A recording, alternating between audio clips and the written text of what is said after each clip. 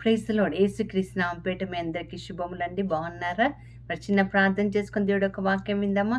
పరిశుద్ధుడైన దేవ, ప్రియ పరలోకపు తండ్రి, మీ బంగారు పాదములకు స్తోత్రం నాయన. గడిచిన కాలమంతా నీ కృపలో భద్రపరుచుకొని ఈ దినం మరొక దినం నీ వాక్యం వినడానికి నీవు మాకు ఇచ్చిన కృపను బట్టి నీకు వందనాలు. నువ్వు మాట్లాడుతుండగా నాయన తండ్రి ప్రభ, ఈ మాట మా జీవితానికి మేము అన్వయించుకొని దాని ప్రకారం జీవించులాగున నీ కృపను చూపించమని, కేవలం వినువారంగా కాకుండా వినే ఆచరించే బిడ్డలుగా మమ్మల్ని తీర్చిదిద్దామని యేసు నామమున ప్రార్థించి వేడుకుంటున్నాం తండ్రి. Amen, amen, amen. ప్రియులారా, మనం ఈ లోకపరంగా చదువుకున్న దాన్ని బట్టి మనకి ఆ చదువులో మరి మంచిగా స్కోర్ వస్తే దాని ప్రకారం మనకు ఉద్యోగాలు మనకు వస్తాయి. చాలామంది చదువుకుంటారు, బాగా చదువుకుంటారు, కానీ కొంతమంది మాత్రమే ఎన్నుకోబడతారు. ఉదాహరణకి మనం బాగా చదువుకున్న వాళ్ళు బీఈడి లేకపోతే టీచర్ ఉద్యోగం చేయలేరండి. అలాగే ఎంబీబీఎస్ లేకపోతే డాక్టర్ ఉద్యోగం వృత్తిలోకి రాలేరు. అలాగే ఎల్ఎల్బి ఎల్ఎల్ఎం చేయకపోతే లాయరు కూడా కాలేరు. అలాగే మరి ఐఏఎస్ ఐపీఎస్ ఆఫీసర్లు అవ్వాలి అంటే మరి సివిల్స్ కంపల్సరీగా పాస్ అవ్వాలి. గవర్నమెంట్ ఉద్యోగం రావాలంటే పరీక్షల్లో నెగ్గాలి. అలాగని పరీక్షలు చాలామంది రాస్తారు. రాసిన ప్రతి ఒక్కరికి ఉద్యోగాలు వస్తాయా అంటే కష్టమే కదా. కొంతమందినే ఎంపిక చేసుకోబడతారు. అలాగే ఆర్మీలో కానీ, మరి మిలిటరీలో కానీ, లేదా పైలట్ ట్రైనింగ్లో కానీ, ఎయిర్ హోస్టెస్కి కానీ ఏదైనా సరే ఎంపిక జరుగుతూ ఉంటుంది. అంటే చాలామంది పిలువబడతారు, కానీ కొంతమందిని మాత్రమే ఎన్నుకుంటారు. మరి పరిశుద్ధ గ్రంథంలో ఈరోజు రెండు రకాల గ్రూపులు ఉన్నారండి. మనం ఏ గ్రూప్లో ఉన్నాం? పిలువబడిన వారు అనేకులు, ఎన్నుకోబడిన వారు కొంతమంది. మరి పిలువబడిన గ్రూప్లో ఉన్నామా, లేదా ఎన్నుకోబడిన గ్రూప్లో ఉన్నామా? ఎన్నుకోబడిన వారి గ్రూప్లో ఉంటే ఆయన తిరిగి రాకడ వచ్చినప్పుడు, యేసుప్రభు వారు వచ్చినప్పుడు మనం అందరం కూడా ఎత్తబడతామండి. ఎన్నుకోబడిన వాళ్ళు. యేసయ్య తన పరిచర్యలో చాలామందిని పిలిచారు, వాక్యం బోధించారు, కానీ కొంతమందిని ఆయన ఎన్నుకున్నారు. ప్రియులారా, ఎన్నుకోబడిన వారు ఒక ప్రత్యేకమైన అభిషేకంతోనూ ఒక పిలుపుతోనూ ఉంటారు. పిలువబడిన వాళ్ళు భక్తి పరులై ఉంటారు. వాళ్ళ భక్తి అంతవరకే ఉంటుంది. కానీ ఎన్నుకోబడిన వాళ్ళు దేవుడి యొక్క రాజ్యంలో ఒక బాధ్యతారహితమైన, ఒక బాధ్యతతో కూడిన పని చేయడానికి వాళ్ళు ఆయత్తపరుస్తూ ఉంటారు. మరి ఈరోజు ప్రతి క్రైస్తవుడు ఎన్నుకోబడిన బిడ్డగా ఉండాలని దేవుడు ఒక పిలుపుని ఇస్తూ ఉన్నాడు. మరి ఎన్నుకోబడిన వాళ్ళు ఎలా ఉండాలి? వాళ్ళ క్వాలిఫికేషన్స్ ఏంటి? ఇందాక మనం తెలుసుకున్నట్టు లోకపరమ ఉద్యోగాలకి దానికి తగిన చదువుకోవాలి, పరీక్షలు పాస్ అవ్వాలి. మరి యేసయ్య ఎన్నుకోవాలంటే మరి ఏ క్వాలిఫికేషన్స్ ఉండాలి అన్నది ఈరోజు మనం ఒక చిన్న ఆత్మ పరిశీలన చేసుకొని ఆ ఎంపికలో మనం ఉన్నామో లేదో ఈరోజు పరిశీలించుకుందాం. మనం చూద్దాము. 1 కొరింథీ పత్రిక 1వ అధ్యాయము 27వ వచనం నుండి 29వ వచనంలో, జ్ఞానులను సిగ్గుపరచుటకు లోకంలో వెర్రివారిని, బలవంతులను సిగ్గుపరచుటకు లోకంలో బలహీనులను, ఎన్నిక గల వారిని సిగ్గుపరచడానికి ఎన్నిక లేని వారిని దేవుడు ఎన్నుకున్నాడు. సో నీకు జ్ఞానము లేదా బలము లేదా ఆల్రెడీ ఎన్నుకోబడిన క్వాలిఫికేషన్స్ నీకు నాకు ఉన్నట్లయితే అవి దేవుడు ఎన్నికకు సరిపోవు.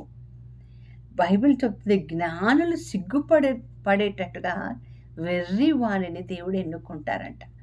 నేను దేవుడి చేత ఎన్నుకోబడిన వాడినంటే నా లోక జ్ఞానాన్ని నేను పూర్తిగా తీసివేసి వెర్రి దానిలాగుంటే దేవుడు తన జ్ఞానముతో నింపి మనల్ని ఆయనను మోసే గాడిదలాగా చేసుకుంటారు.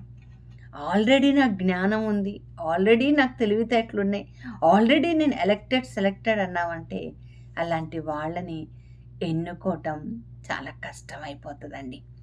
ఈరోజు మరి దేవుడి చేత ఎన్నుకోబడ్డానికి నిన్ను నువ్వు తగ్గించుకుంటావా? నన్ను నేను తగ్గించుకోగలనా? ఈరోజు ఒక ప్రశ్న మనం ఈరోజు ఆత్మ పరిశీలన చేసుకోవాలి. జ్ఞానులను సిగ్గుపరుచుతాడట దేవుడు. వాళ్ళని సిగ్గుపరచడానికి ఇంకో జ్ఞానిని తీసుకొని రాడండి. ఒక వెర్రివాణిని ఎన్నుకుంటాడు. ఈరోజు నువ్వు వెర్రిదానిగా ఉంటే, లోకంలో ఎన్నిక లేని దానిలాగా, ఎన్నిక లేనివాడిగా ఉంటే, సొసైటీలో ఏమాత్రం నీకు స్థానం కానీ స్థితి కానీ లేకుండా ఉంటే, ఇదిగో దేవుడు పిలుపు నీకుంది. దేవుడు నేను ఎన్నిక చేసుకుంటాడు. ఇంటికి నిషేధింపబడిన రాయి ఇంటికి మూల రాయి అవుతుందని బైబిల్ మనకి నేర్పిస్తుంది. అలే కాకుండా అసలు ఎన్నుకోబడిన వాళ్ళు ఈ క్వాలిఫికేషన్ ఉన్న సరే, మరి వాళ్ళు ఏం చెయ్యాలి? వాళ్ళు అసలు ఏం చెయ్యాలి అని మనం అనుకుంటే, వాళ్ళు ఎవరు అంటే చూడండి, 1 పేతురు 2:9 ఇక్కడ రాయబడింది, అయితే మీరు చీకట్లో నుండి అదృశ్యకరమైన తన వెలుగులోనికి మేము పిలిచిన వారి గుణాతిశయములను ప్రచురము చేయుటకు ఏర్పరచబడిన వంశము, రాజులైన యాజకుల సమూహము, పరిశుద్ధ జనము, దేవునికి సొత్తైన ప్రజలు. కాబట్టి మనం ఏం చేయాలంట? ఆయనను ప్రచురించాలి. మన క్వాలిఫికేషన్స్ కాదండి, మన డిగ్రీస్ కాదండి. ఎవరిని ప్రచురణ చేయాలి? ఎవరి నామాన్ని మహిమపరచాలి? ఇక్కడ క్లియర్గా రాయబడింది, చీకటిలో నుండి వెలుగులోనికి తీసుకొచ్చిన వాని గుణాతిశయములను మనము ప్రచురము చేయాలి. అంతే, దానికి మనము ఏర్పరచుకోబడిన వంశము. నా కులము, నా గోత్రము అన్నది అక్కడ లేదండి. నావాడు, వీడు, వాడన్నది లేదండి. క్రీస్తులో ప్రతి ఒక్కరూ క్రీస్తు కులమే. వాళ్ళు ఎంత ఉన్నత కులమైనా తక్కువ కులమైన అందరూ కూడా పరిశుద్ధ రక్తం చేత కడగబడిన వాళ్ళే. కాబట్టి కులాల వారీగా విభజన చేస్తే దేవుడు చెప్తున్నాడు, మీరు ఒకే వంశానికి చెందిన వాళ్ళై ఉన్నారు. ఏ వంశం అండి? క్రీస్తు వంశం వాళ్ళమండి మనం. అలాగే ఇంకేముంది చూడండి, రాజులైన యాజకులు. మనం ఎవరమండి? యాజకులం. యాజకత్వం చెయ్యాలి అంటే ఒక ప్రీస్టుడ్ మనం చెయ్యాలి. అంటే దేవుడు యొక్క ఏర్పరచుకున్న బిడ్డలు చాలా ఉన్నత స్థితిలో ఉన్నతంగా ఉండాలండి. అలాగే ఆయన చెప్తున్న మాట, పరిశుద్ధ జనం. క్వాలిఫికేషన్ ఫర్ ద చోజన్ ఏంటో అంటే హోలీనెస్, పరిశుద్ధమైన జనాంగంగా మనం ఉండాలి. మన మాటలు, మన చూపులు, మన ప్రవర్తన, మన నడవిక పరిశుద్ధంగా ఉండాలండి. మన నోటి నుండి బూతు మాటలు కానీ, మన నోటి నుండి కించపరిచే మాటలు కానీ ఎక్కడ కూడా రాకూడదు. అందుకన్నాడు, పిలువబడిన వాళ్ళు అనేకులు కానీ ఎన్నుకోబడిన వారు చాలా తక్కువగా ఉంటారండి. మరి ఎన్నుకోబడిన గుంపులో నువ్వు నేను ఉండాలి. అలాగే దేవునికి సొత్తైన ప్రజలు. నీ జీవితాన్ని ఎవ్వరికి అమ్మేయద్దండి. నా జీవితం ఎవరికి సొత్తుగా ఉంది? దేవునికి మాత్రమే సొత్తుగా ఉండాలి. ఆయనకి మాత్రమే మహిమకరంగా నీవు నేను జీవించగలగాలని ఈరోజు పరిశుద్ధ గ్రంథంలో లేఖనాలు రాయబడుతున్నాయి.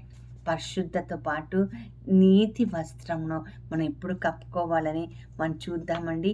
యేసుక్రీస్తులో ఎన్నుకోబడిన వాళ్ళు జాతిగా ఉండాలంటే మనలో ఉండవలసిన అర్హతలు ఏంటి అంటే చూడండి, రోమపత్రిక 13:14 ఏముంటుందంటే, cloth your self with righteousness. నీతి వస్త్రముతో నిన్ను నువ్వు కప్పుకో. అసలు దేవుడు మనల్ని ఎప్పుడు ఎన్నుకున్నాడు అని ఆలోచన చేస్తే ఎఫెసీ 1:4 ఏముంటుందంటే, భూమి పునాదులు పడక మునిపే దేవుడు మనల్ని ఎన్నుకున్నాడు. హల్లెలూయా. సో ఎన్నికకు తగిన స్థాయిలో, స్థితిలో నీవు నేను ఉండాలని బైబిల్ మనకి నేర్పిస్తుంది. ఏ పని చేస్తున్నా సరే, ఎక్కడున్నా సరే నీవు పరిశుద్ధతతో, నీతి వస్త్రాలతో నువ్వు ఉండాలని బైబిల్ మనకి నేర్పిస్తుంది. అలాగే యోహాను సువార్త 4:23-24 మనం చూస్తాం, దేవుణ్ణి ఆరాధించువారు అంటే దేవుడి చేత ఎన్నుకోబడిన వాళ్ళు ఆత్మయందు సత్యమందు ఆరాధించాలి. సరే, నీ ఆరాధన ఎలా ఉంది? ఆత్మతో సత్యంతో ఆరాధిస్తున్నావా? లేదా ఇంకేదన్నా ఉందా? ఈరోజు ఆత్మ పరిశీలన చేసుకుందాం.